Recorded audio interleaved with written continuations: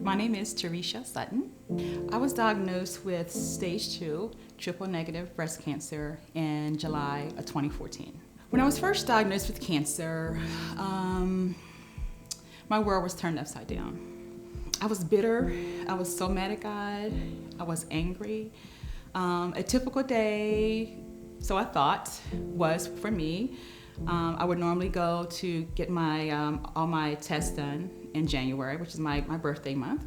So fresh year, fresh month, and so I knew the beginnings, I could get everything done. So I scheduled a take care of me day, which included going to the dentist. I left the dentist's office, went to my primary care doctor's office. So I called my mom because at the primary care doctor's office, he showed me a picture-perfect lab report. He says, your blood work is awesome, you're great, you're healthy, I'll see you next year. So I'm great, call my mom, I'm headed to my GYN, the dentist gave me a good report, the primary care doctor gave me a good report, I'm going to my GYN, and then I'm going to the mall to celebrate good health. I get to the gynecologist's office, and upon checking in, doing some paperwork, I'm called in the back. So I go in the back, and my doctor and I'm on the table at this point, and we're talking and laughing about our adult children. And she she's examining me, and she abruptly stops, and she feels something in my left breast. So she took my hand and made me feel it, and it was so big. It was 6 centimeters, and when I touched it, I snatched my hand back as if I was touching a hot stove, because I did not know how I would have missed that. So she asked me to get dressed, and she went to her desk in the same room, and she's writing up a script. So I'm thinking it's for a mammogram. And so as I'm reading it, it said, referral to the cancer center, which was right next door. Now, I just got the good report from the dentist and my blood work, because typically if anything is wrong, it shows up in the blood.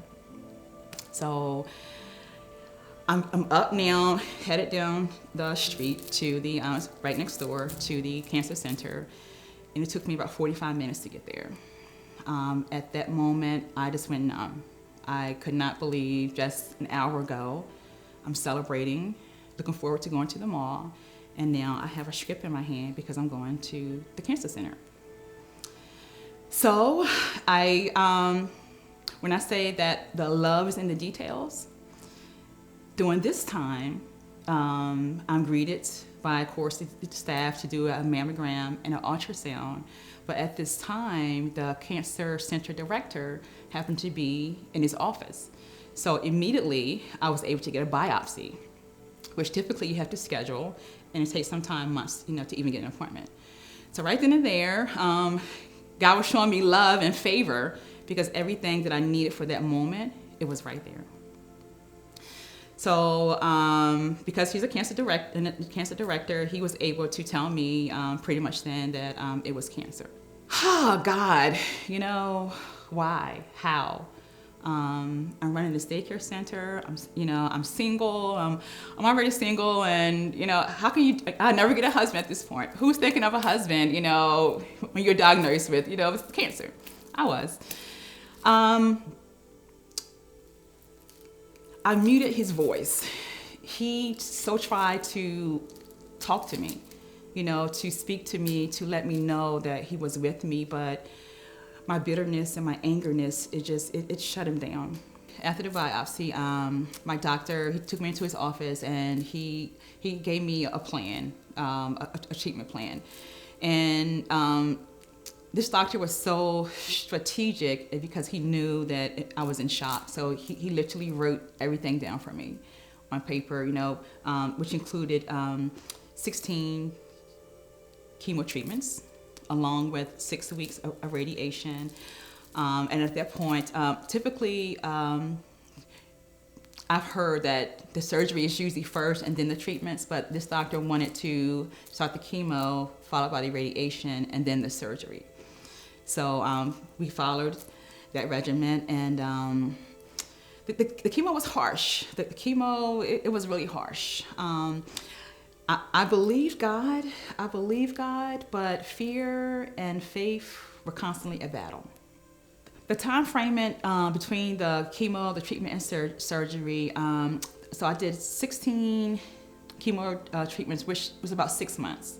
So I had a month off. No, maybe I had like 2 months off, prior to radiation. And then maybe a month or so before surgery. So we're now approaching Valentine's Day. And I'm bald. I'm going through chemo and I'm sick. So I was home alone. So I go into the bathroom to have a pity party, only to hear God, to look in the mirror and hear God say, "Teresa, you still rock." And I look around like, you can't be talking to me. I'm like, huh, God, what did you say? Because I know his voice. And he said, "Teresa, you still rock." And it was at that moment that the tears flooded my face, because I can now, God was peeling off the layers of bitterness and anger and fear that, I had encompassed around my heart. And when he said that, it was the beginning of hope for me again. So I ran downstairs, and I was like a kid. I mean, I couldn't have gotten roses or anything to surpass that moment when the Almighty says, he spoke to me, you are fearfully and wonderfully made. You are not your diagnosis. So I ran downstairs and I went to my desk and I wrote out the word rock. I said, "Okay, God, you told me that I rock. So I want you to give me an acronym for the word rock." So I wrote out ROCK. And when I wrote out the R, he said radiance, the O was of, and the C was Christ. And then he didn't say anything else. And I said, "Okay, God, but there's a K." And he says, "You wear my radiance." Radiance of Christ is what he gave me. So I penned those words, "You still rock, encouraging yourself through sickness." And I've been on a mission to inspire those that are fighting cancer to, it's okay to look in the mirror at yourself. You have to confront yourself, which is something I didn't want to do. I did not want to see what I had become. So I opened my heart to God, and he just okay, he had me covered. He had me covered. So when I look back, when I say the love was in the details, he set it up for me. So I promised him that if he would heal me, that I would not be mute, but I would tell, the world of his goodness, and to let people know that, hey, God is a healer. And, cancer is not a punishment. It's not a punishment. And sometimes it's, God has to elevate us. So I looked at it as I needed an upgrade. I needed an upgrade with God. And in order to get that upgrade, I had to go through something. Pain has purpose. It was during my second chemo treatment that I was re-examined, and the tumor has shrunk significantly. And my doctor was so amazed. He was so pleased. And he said to me, "Whatever you're doing, keep doing it." And I said, "You know what? I think I will." And that was praising and praying and fasting and trusting and believing God. I was hoping that God would work a speedy miracle on my behalf so I wouldn't have to go through the whole 16 treatments, but unfortunately, he chose not to do that. Another prayer was, "Okay, God, if you have selected me to go through this journey, please allow me to keep my breast." I did not want to, there's something that if I had to go through it, please allow me this, and he did just that. I was able to get a lumpectomy, and, so as time progressed, one of the things that I refer back to, the love is in the details. For a little over a year, prior to my diagnosis, I had the same dream. And I'm a dreamer, so God speaks to me a lot in dreams. So a year or more prior, I kept seeing this dream. It was a dark alley. And typically in the alley is rats and trash and graffiti. So an alley, picture an alley is really nasty and it's really ugly. But this alley was tight. It was so tight that I could not walk, straight through. I would have to turn sideways for 1 year. So I knew he was trying to tell me something. I did not know what. So I was so disturbed by the dream that I went to different ones to say, hey, you know what? I know God speaks to me, but for 1 whole year, I'm having the same dream. So I began to do a self-evaluation internal, because I'm like, okay, God, I'm not perfect, but I'm not this nasty either. I'm not ugly. And then I began to say, is there something in me that you see, that you're trying to tell me I need you to change? And it was not until I was probably in the middle of chemo, and I was sitting in the chemo chair looking out the window. And he revealed to me that he was trying to tell me that I had an ugly disease in my body. And the tightness of the alley was that it was contained to one area. It is vital to have a great support team. It's almost impossible to go through a journey such as this by yourself. Friends, families, loved ones who are supportive and are speaking positive things to you, and that are feeding your spirit. People that feed your spirit and not your fears. And during my journey, it was my spiritual father, it was my mother, my family, but particularly my only son. He was there for me, and God just mended our relationship, even the more. But my family and support team, my church, they were wonderful.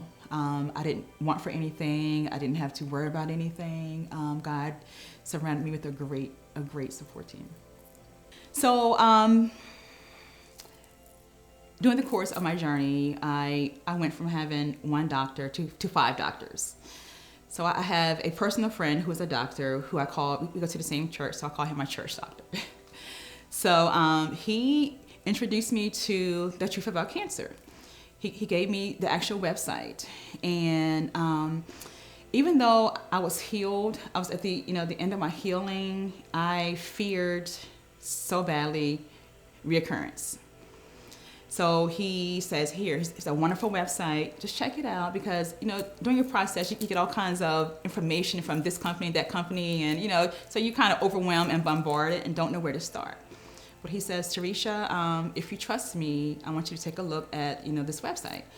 So I did, and upon checking out the website, The Truth About Cancer, I was amazed. I was blown away. And I actually played hooky from church one Sunday. I stayed home, still battling the fear of reoccurrence. So I was in my kitchen one morning, and I was listening to one of the videos. I want to say it was Dr. X. And he was talking about how we are in control of our own health. And the more he talked, and he was talking about it's the things you put in your body and, and your toxic environment. And it was like at that moment, I could, again, a divine visitation. It's like I could feel the chains breaking off of me right in my kitchen.